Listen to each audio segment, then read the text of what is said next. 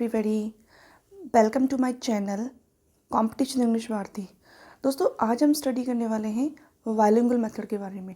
Last video में मैंने आपके लिए टीसीजी मेथड कराया था, डायरेक्ट मेथड कराया था, और आज का जो वीडियो है वो है बाइलिंगुअल मेथड को लेकर के। इसके बाद हम इसमें कुछ और भी कराने वाले हैं जो कि अप्रोचेस हैं। तो फ्रेंड्स, अगर आप चैनल पर नए हैं तो do subscribe my channel and don't forget to press the bell icon, क्योंकि तभी आपको आने वाले वीडियोस के नोटिफिकेशंस मिल पाएंगे। तो फ्रेंड्स, स्टार्ट करते हैं। देखिए, bilingual method introduced by C J Dotson.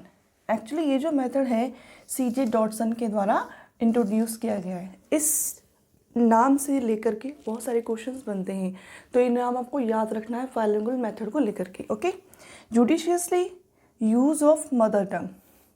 Mother tongue का जुडिशियस यूज़, यानी कि जब हमें ज़रूरत पड़े तो मदर टंग यूज़ करना, अदरवाइज मदर टंग यूज़ नहीं करना है। लेकिन वो भी सिर्फ किसके लिए होता है? टीचर के लिए। Excessive use of mother tongue is avoided. इसमें मदर टंग का एक्सेसिव यूज़ जो है उसको अवॉइड करना है।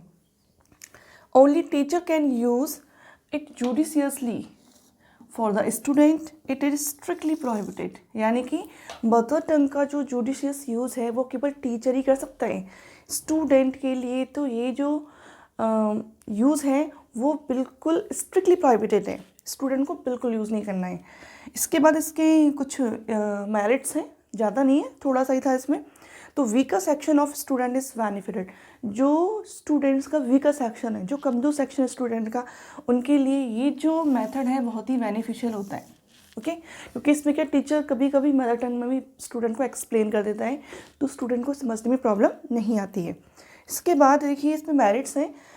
अभी जो बताया था कि वीकर सेक्शन के लिए यूज़फुल है और टाइम सेविंग भी होता है, क्योंकि इसमें ज़्यादा टाइम वेस्ट नहीं होता है, स्टूडेंट आसानी से समझ जाता है।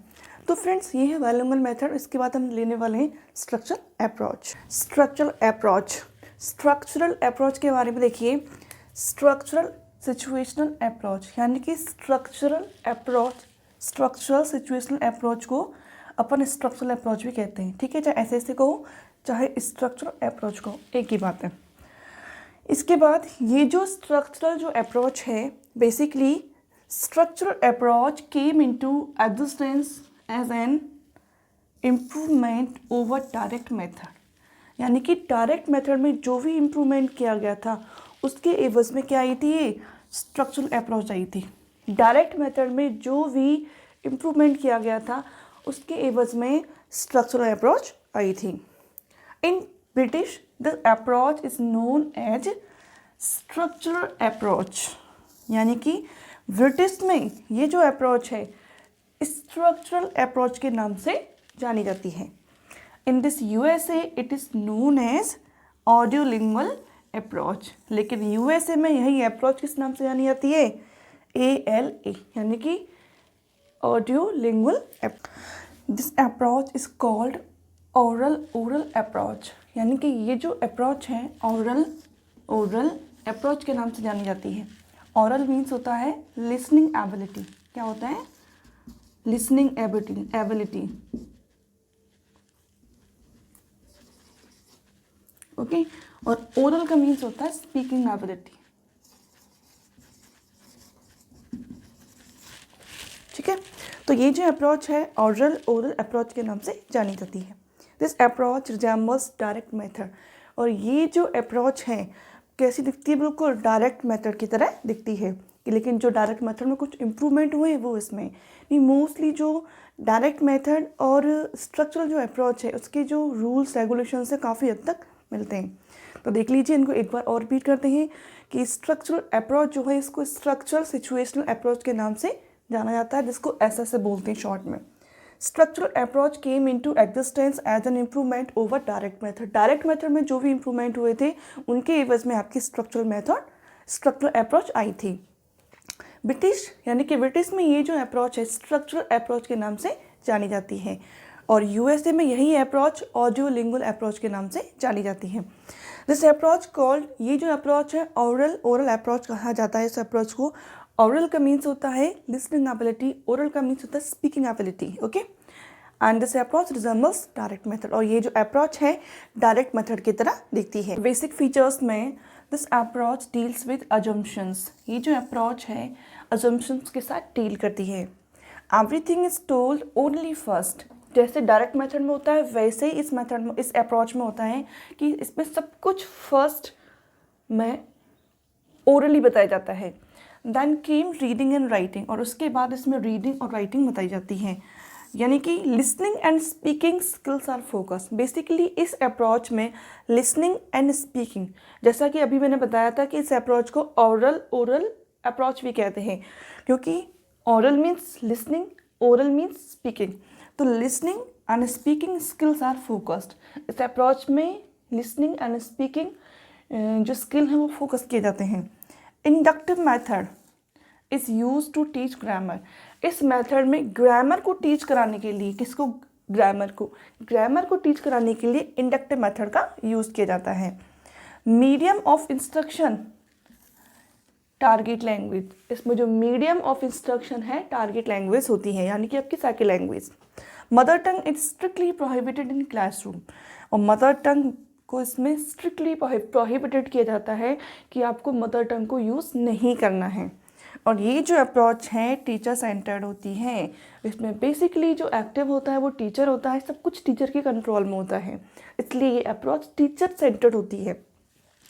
डायलॉग रूलिंग इज़ डन, इसमें डायलॉग रूलिंग की जाती है, यानी कि जो स्टूडेंट्स के अंदर जो वाद विवाद जो होता है डायलॉग्स के थ्रू, और वो भी किस में, टारगेट लैंग्वेज में। ओके, एरर्स आर इनटॉलरेबल, इसमें गलतियों के लिए कोई जगह नहीं होती, इसीलिए ये जो अप्रोच है इनफ्लेक्सिबल होती है, फ्लेक्सिबल नहीं होती है। ठीक है, तो ये इसके बेसिक फीचर्स हैं। इसमें आपको बेसिकली ध्यान रखना है कि ये जो अप्रोच है जम्पशंस के साथ डील करती है, इसमें सबसे पहले सब कुछ ओरली बताया जाता है, स्पीकिंग एंड लिसनिंग को फोकस किया जाता है, इंडक्टिव मेथड यूज़ करते हैं ग्रामर को टीच कराने में, इसमें मदर टंग का जो यूज़ है वो स्ट्रिक्टली प्रोहिबिटेड होता है, और इंडक्टिव मेथड यूज़ किया जाता है उसको ग्रामर को टीच कराने के लिए। टीचर सेंटर्ड होती हैं, डायलॉग रूलिंग की जाती है, और ये जो है इसमें जो एरर्स है वो इनटॉलरेबल होती है। कॉन्टेक्सचुअलाइजेशन एंड मीनिंग आर नेग्लेक्टेड, इसमें कॉन्टेक्सचुअलाइजेशन यानी कि एक संदर्भीकरण जो होता है, मीनिंग जो उसके मीनिंग जो उसका जो टीचर स्टूडेंट को टीच करा रहा है उसका मीनिंग आर नेग्लेक्टेड, इन दोनों ही चीज़ों को क्या किया जाता है, नेग्लेक्ट कर दिया जाता है।